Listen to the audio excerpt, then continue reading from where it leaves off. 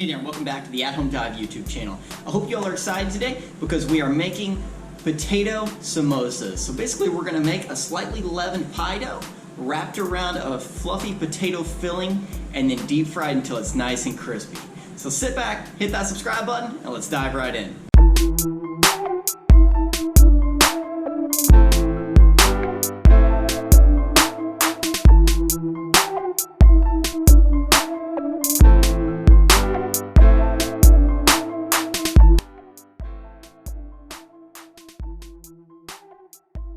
The first thing we're going to do for the samosas is the creamy yogurt sauce. And as you can see here, I've got 1/2 cup of creamy whole milk fat yogurt in the small food processor. And I've got 1 good stem of mint that's simply just been picked off the stem here so that we just have the leaves. About 1/4 bunch of cilantro. Traditionally, you would use more cilantro than mint, but I like the refreshing note that the mint brings forward. And we've got 1/2 teaspoon of ground cumin, 1/8 teaspoon of ground black pepper, and 1/4 teaspoon of kosher salt. We're gonna add all of the ingredients to the yogurt, and then we're gonna pulse it in the food processor.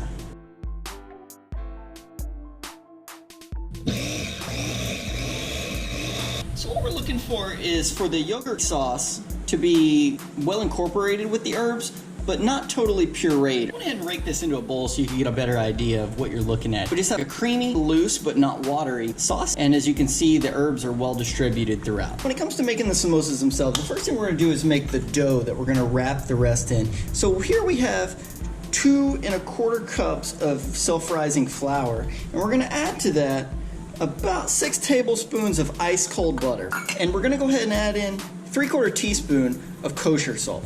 We're gonna break up the butter and we're gonna rub it in with our fingers. Try to completely incorporate the butter into the flour. This process is the same as whenever you go to make pie dough. So if you haven't got a chance to see that video, click in the top right corner now.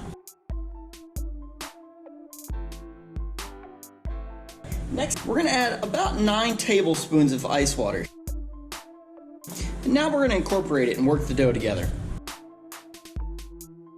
Once you get the dough to where you can work it a little bit, we're gonna start kneading it, like when we made the bread video and things like that. What we're gonna do, we're gonna push, fold, and then turn. And we're gonna continue to do this over and over again for about 5 minutes. And this makes sure that everything in the dough itself is well incorporated and even. Now, as you can see, the dough is a lot smoother and all the little pieces have worked their way back together. So we're gonna place this back in the bowl and we're gonna place it in the refrigerator to rest for at least 15 minutes, but the time that it takes us to make our filling is much greater than that. So we're gonna go and put this in the refrigerator and we'll come back for it when we're ready. So now that we're ready to start making the filling for the samosas themselves, what we're gonna do, we have 1/2 pound of potatoes. Over here, I've got 1 ear of corn and just a little bit of carrot that's finely diced. And I've also got just a touch of peas. These 4 things here are gonna be the primary flavors that you get inside the samosas. Those will be mixed together eventually. And in fact, we're gonna start by adding the carrots and the corn to the potato mixture. Next, 1 medium-sized onion that's finely diced. We have 1/2 teaspoons of ginger and 1 teaspoon of garlic that's minced really well. And we've got 1/2 tablespoons of fresh cilantro, and 1/2 teaspoons of kosher salt, 1 teaspoon of red chili powder, 1/2 teaspoon of turmeric, and 1/2 teaspoon of garam masala there.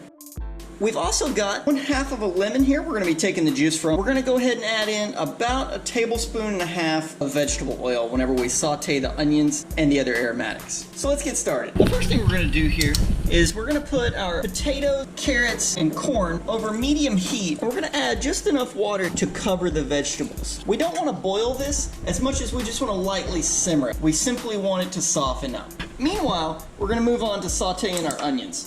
So we're gonna put this pan over medium-high heat and add in the mentioned oil. And then we're gonna go ahead and add the onion and the garlic and ginger.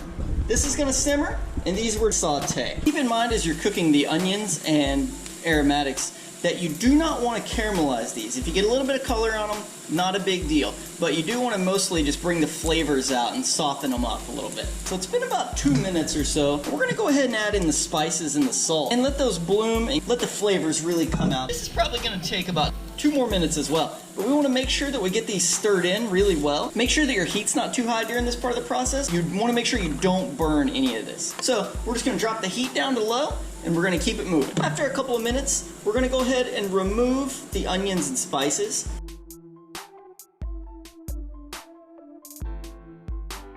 I've drained the liquid off of the potatoes and veggies. We're going to go ahead and add those into our spices and onion, and then we're going to add in the peas. Now you can see the fillings really starting to come together. So we're going to let it cool down, and we'll come back and revisit it. Meanwhile, we're going to put on a small pot of oil here to start heating up, and we're going to get it to about 350 degrees. Once the filling's cooled enough for you to be able to handle it, I like to just go through and give it a gentle squeeze. You want to make the pieces of the filling easier to fit inside smoothly and packed reasonably tight.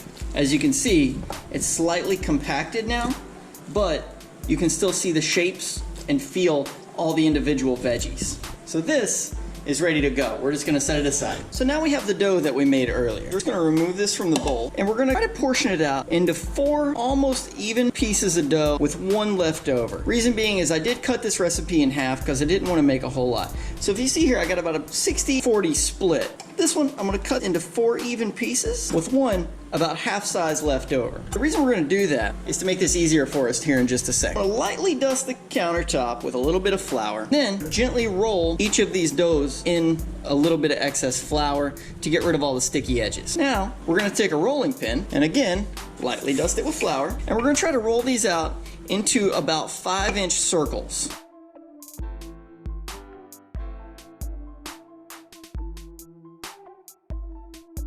For the one that's a lot smaller, you can't really expect to get a 5-inch circle. So what we're gonna do is we're gonna try to roll it in to about half of a 5-inch circle.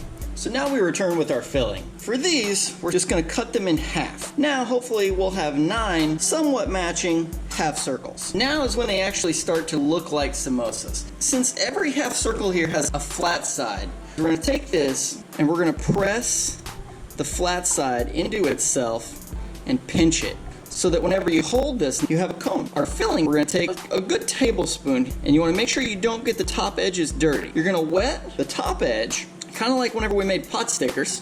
And if you haven't got the chance yet, be sure to click in the top right corner to check out that video now. And then we're gonna pull these edges together and pinch this closed. Now, your cone is more like a triangle with a rounded edge, like pizza. And this is gonna be your samosa. So we're gonna set this aside, and we're gonna go ahead and do the rest of these. All right, friends, so there you are. That's how you roll the samosas themselves.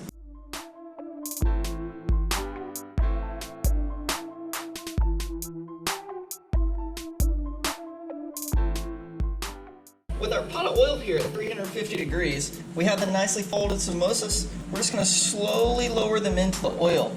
We're only gonna do these a couple at a time because we don't wanna overcrowd this little pot.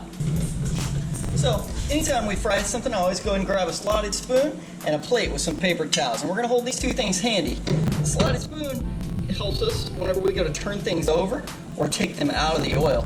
And the paper towel is where we're gonna put things to simply catch the excess oil once we go to pull them out from cooking. Since we know that the filling's cooked all the way through, we're simply looking for the golden brown deliciousness that we typically go for whenever we deep fry anything. So as you see here, we've achieved that nice golden brown crust that we're looking for, and they're nice and firm on the outside. So what we're gonna do is we're gonna shake off the excess oil, put them on the paper towel, and fry some more.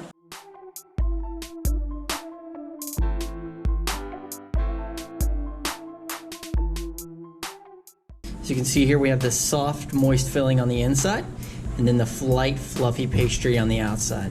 So, nearly perfect mimosa. So that wraps us up on how to make samosas. Comment below and let me know how yours turn out. Thank you very much for watching. Have a great day.